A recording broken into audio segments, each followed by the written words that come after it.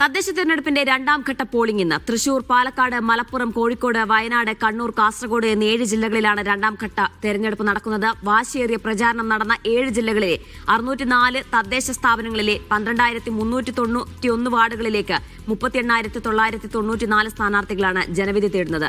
1.53 കോടി വോട്ടർമാർക്കായി 18,274 പോളിംഗ് ബൂത്തുകളാണ് സജ്ജമാക്കിയിട്ടുള്ളത്. 2055 പ്രശ്നബാധിത ബൂത്തുകളിൽ പ്രത്യേക നിരീക്ഷണമുണ്ടാകും. ആലപ്പുഴ മണ്ണഞ്ചേരി പഞ്ചായത്ത് 5-ാം വാർഡിൽ ഗവൺമെന്റ് ഹൈസ്കൂളിലെ 1-ാം നമ്പർ ബൂത്തിലും ഇന്ന് റീപോളിംഗ് നടക്കും. സ്ഥാനാർത്ഥി മരിച്ചതുമൂലം മലപ്പുറം മൂത്തേടം ഗ്രാമപഞ്ചായത്തിലെ പായിമ്പാടം വാർഡിലെ തെരഞ്ഞെടുപ്പ് മറ്റൊരു തീയതിയിലേക്ക് മാറ്റിവെച്ചു. ശനിയാഴ്ചയാണ് സംസ്ഥാന വ്യാപക ഫലപ്രഖ്യാപനം.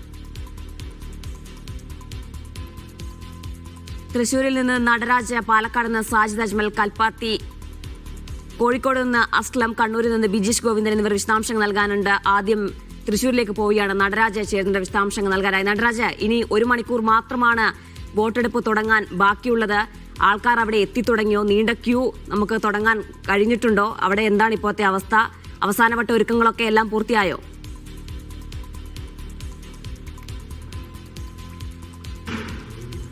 ഇന്നാണ് ജനവിധി. തൃശ്ശൂർ മുതൽ കാസർഗോഡ് വരെയുള്ള ജില്ലകളിൽ ഇന്നാണ് പോളിംഗ് നടക്കുക.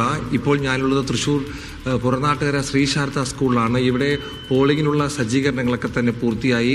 മോക്ക് പോളിംഗ് പലതവണ നടത്തിയിട്ടുണ്ട്. ഇവിടെ 4 ബൂത്തുകളുണ്ട്. 2 ബൂത്തുകൾ ഞാൻ നിൽക്കുന്ന ഈ ഭാഗത്തും മറുഭാഗത്ത് 2 ബൂത്തുകളുമുണ്ട്. ദൃശ്യങ്ങളിൽ കാണാം കോൺഗ്രസിന്റെ പ്രമുഖ നേതാവും ഇത്തവണ അടാട്ട് പഞ്ചായത്തിൽ നിന്നും മത്സരിക്കുന്ന അനിൽ അക്കര ഇപ്പോൾ പോളിംഗ് ബൂത്തിൽ എത്തിയിട്ടുണ്ട്. പോളിംഗ് ബൂത്ത് സന്ദർശനത്തിന്റെ ഭാഗമായാണ് അനിൽ അക്കര ഇവിടെ എത്തിയിരിക്കുന്നത്. അദ്ദേഹത്തിന് വോട്ടും ഇതേ പോളിംഗ് സ്റ്റേഷനിലാണ്. 7 മണിയോടുകൂടി അദ്ദേഹം വോട്ട് ചെയ്തതിന് ശേഷമാകും പഞ്ചായത്തിലെ മറ്റു ഭാഗങ്ങളിലേക്ക് മടങ്ങുക. തൃശ്ശൂർ ജില്ലയെ സംബന്ധിച്ചിടത്തോളം വളരെ ചൂടുള്ള ഒരു പ്രചാരണത്തിലാണ് ഇത്തവണ തൃശ്ശൂർ ജില്ല സാക്ഷ്യം വഹിച്ചതെന്ന് പറയേണ്ടി വരും. പലവിധ വിഷയങ്ങളാണ് ഇത്തവണ ഉണ്ടായിരുന്നത്. പ്രത്യേകിച്ചും സംസ്ഥാന തലത്തിൽ തന്നെ ചർച്ചയായ നിരവധി വിഷയങ്ങൾ ഇവിടെയും തെരഞ്ഞെടുപ്പ് പ്രചാരണത്തിൽ ചർച്ചയായി. ശബരിമല കൊള്ള, രാഹുൽ മാങ്കൂട്ടത്തിലെ വിഷയം, അതുപോലെ തന്നെ നിരവധി സംസ്ഥാന സർക്കാരിനെ സംബന്ധിക്കുന്ന വിഷയങ്ങൾ, ദേശീയപാതയിലെ അപകടങ്ങൾ, ദേശീയപാത നിർമ്മാണത്തിലെ അപാകത തുടങ്ങിയ നിരവധി സംസ്ഥാന തലത്തിലുള്ള വിഷയങ്ങളും അതുപോലെ തന്നെ പ്രാദേശിക തലത്തിലുള്ള നിരവധി വിഷയങ്ങളും തൃശ്ശൂർ ജില്ലയിൽ ചർച്ചയായി. അതിനുശേഷമാണ് ഇത്തരത്തിൽ ഇന്നൊരു പോളിംഗ് ദിവസം എത്തിയിരിക്കുന്നത്. എന്തായാലും പല കാര്യങ്ങൾ ചർച്ചയായി കഴിഞ്ഞു. ഇനി എന്താണ് ജനങ്ങളുടെ മനസ്സിലുള്ളത് എന്നുള്ള കാര്യമാണ് അറിയേണ്ടത്. ജനങ്ങൾ എല്ലാം തീരുമാനിച്ചു കഴിഞ്ഞു എന്നുള്ളതും ശ്രദ്ധിക്കണം. ഏതാണ്ട് 2204 വാർഡുണ്ട് ജില്ലയിൽ. 7000-ലധികം സ്ഥാനാർത്ഥികളുണ്ട്. ആകെ 3395 പുരുഷന്മാരും 3813 വനിതകളും ഉൾപ്പെടെയുള്ള സ്ഥാനാർത്ഥികളാണുള്ളത്. 7000-ലധികം സ്ഥാനാർത്ഥികൾ. എന്തായാലും നിരവധി വോട്ടർമാരുണ്ട്. പോളിംഗ് ഡ്യൂട്ടിക്കായി 15,753 പോളിംഗ് ഉദ്യോഗസ്ഥരുണ്ട്. 3282 പോളിംഗ് സ്റ്റേഷനുകളുമുണ്ട്.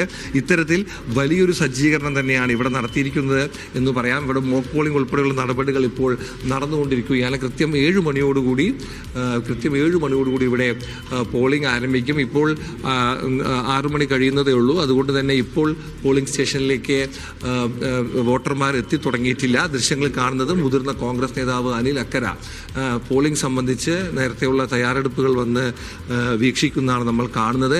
എന്തായാലും തൃശ്ശൂർ ജില്ലയിൽ ഒരു കോർപ്പറേഷൻ, ഇത്തവണ LDF ഭരിക്കുന്ന കോർപ്പറേഷൻ പിടിച്ചെടുക്കാൻ UDF ശ്രമിക്കുന്നു. ജില്ലാ പഞ്ചായത്ത് 16 ബ്ലോക്ക് പഞ്ചായത്തുകൾ, 86 ഗ്രാമപഞ്ചായത്തുകൾ, 7 മുനിസിപ്പാലിറ്റികൾ, ഇവയൊക്കെ തന്നെ കയ്യിലൊതുക്കാനുള്ള ശ്രമമാണ് ഇരു മുന്നണികളും നടത്തുന്നത്. BJPക്കും സാമാന്യം പല ഭാഗങ്ങളും ശക്തിയുള്ള ജില്ല കൂടിയാണ് തൃശ്ശൂർ. കോർപ്പറേഷനിൽ 6 കൗൺസിലർമാരുണ്ട് BJPക്ക്. അവർ തങ്ങളുടെ നില മെച്ചപ്പെടുത്താൻ ശ്രമിക്കുന്നു.